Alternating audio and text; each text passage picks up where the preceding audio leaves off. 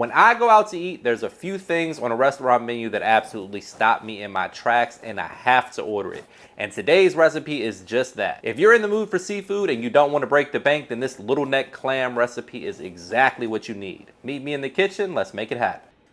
Don't be a clam, eat one.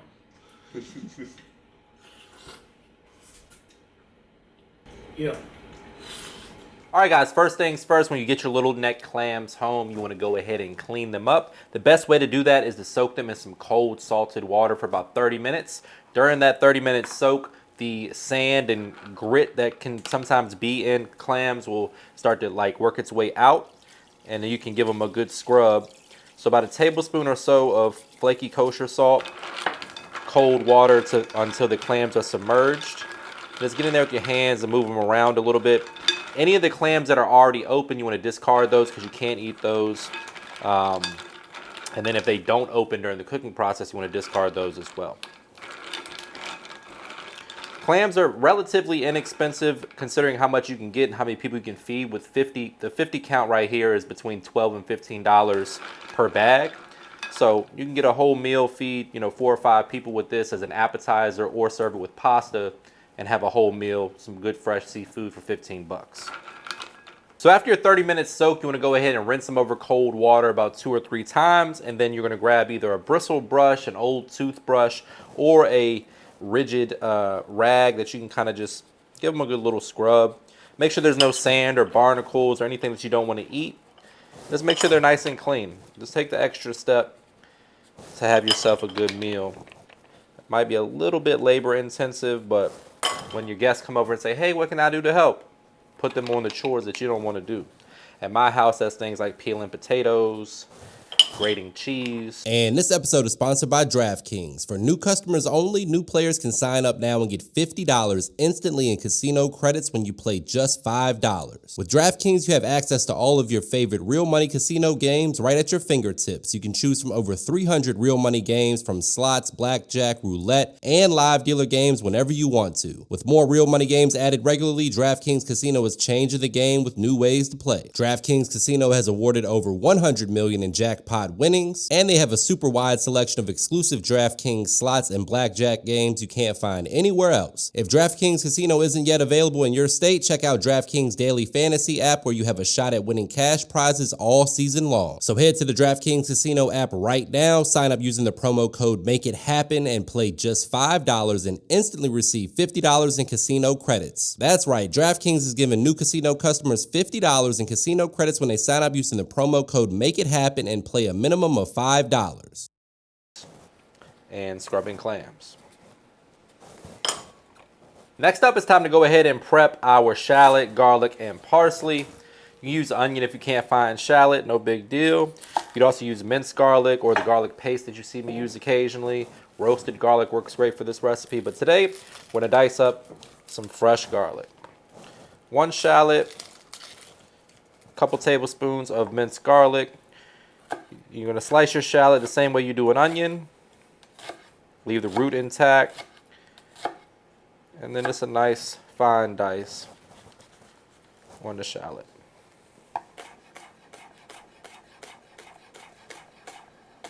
Repeat that process for all the shallot that you decide to use. Sometimes I'll throw 2 shallots in there. This kind of depends on how large the shallot is. You want about a 1/4 cup in total. There we go. Shallot is prepped. Moving on to the garlic. Put yourself in about 3 or 4 cloves. Nice large ones. Easiest way to do this, in my opinion, is to smash it first. So use the flat end of your blade and smash.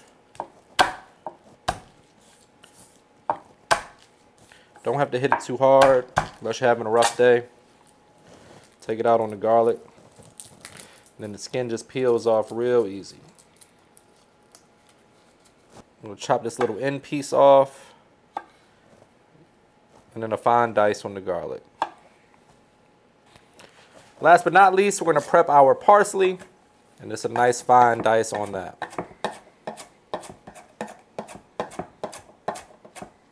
All right, my friends, now it's time for the fun part. We're actually going to get to cooking. We have our large pot here over medium heat. To that, I'm going to add about a tablespoon or so of avocado oil. Olive oil works well here as well. Whatever you got will get the job done.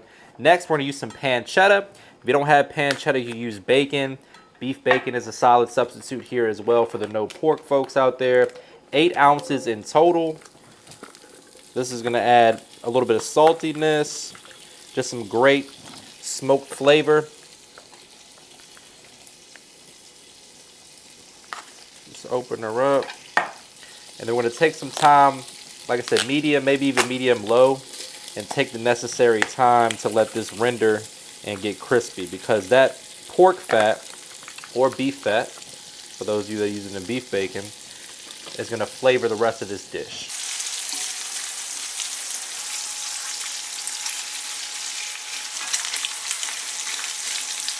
All right, so once the pork begins to render its fat and you can see it's starting to get crispy, we're going to go ahead and add in our lemon zest. We're using the zest of an entire lemon. We'll also use a little lemon juice as well. As you guys know, lemon pairs beautifully with seafood, especially in this application with the clams. So we're going to go ahead and get the zest in there, get all that flavor. And then we'll get a little bit of the acid from the actual lemon juice. Do that towards the end though. For right now, we're going in with 2 tablespoons of tomato paste, all of that garlic and shallot. Let's give that a good mix. Immediately, it's going to be smelling good. Turn the heat down to low at this point, or turn it off if it's a little too hot. You don't want to scorch and burn your garlic or your shallots. You just want to infuse that flavor in there. Next, we're going in with our lemon juice. A couple tablespoons will do the trick. Then we're going in with our crushed red pepper flakes. Optional ingredient, guys. If you don't want any heat, you can leave that out. A little bit of chicken bouillon powder. We got some low sodium veggie stock here that we're going to use. So this is going to amplify that flavor quite a bit. Then we got my all-purpose seasoning, which is low sodium. We're going to add in our parsley. And then we're going to deglaze with that dry white wine. I like Chardonnay, something like that. Don't use anything too expensive. Something cheap is perfect for this recipe. So in goes the white wine, Sauvignon Blanc, Chardonnay, something like that. A good 1.5 cups. Make sure you taste as you go. Okay, better. But perfect for cooking. So I'm going to go ahead and give that a mix. We're going to let the alcohol burn off, give it a good 3 to 4 minutes on medium-high heat. Once you see this liquid reduce, that's when we're going to add in our veggie stock or seafood stock, whatever you got. And then we'll start to add in a little room temperature butter and emulsify that. Make sure the flavor is right, then add in the clams. Cover them with the lid, let them steam for a few minutes until the clams open and soak up all that flavor. You can serve this as a pasta. You can serve it with the crusty bread as an appetizer. You really can't go wrong.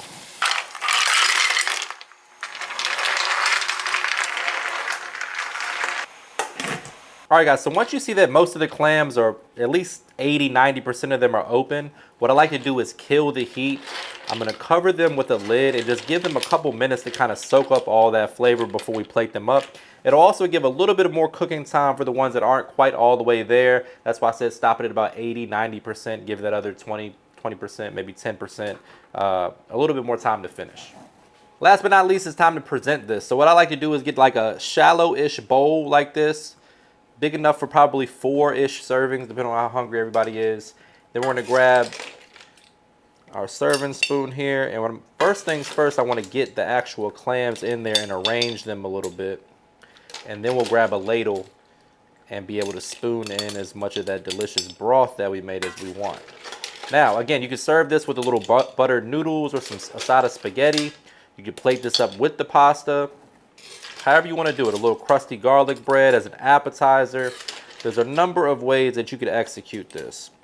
But first things first, I keep saying that. But most importantly, I want to arrange these in a manner that I could dump a lot of that broth on there. It's actually going to hit the clams. So take the extra minute or two. Don't just dump it into the bowl. The minor details make all the difference.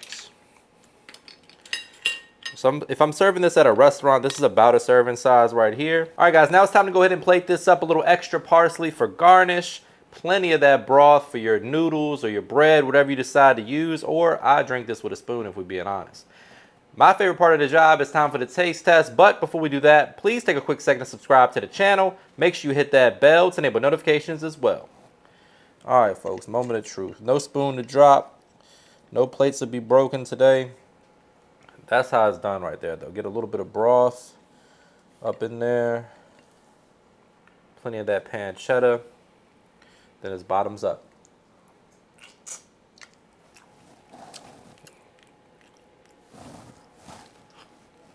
A little more broth for the road.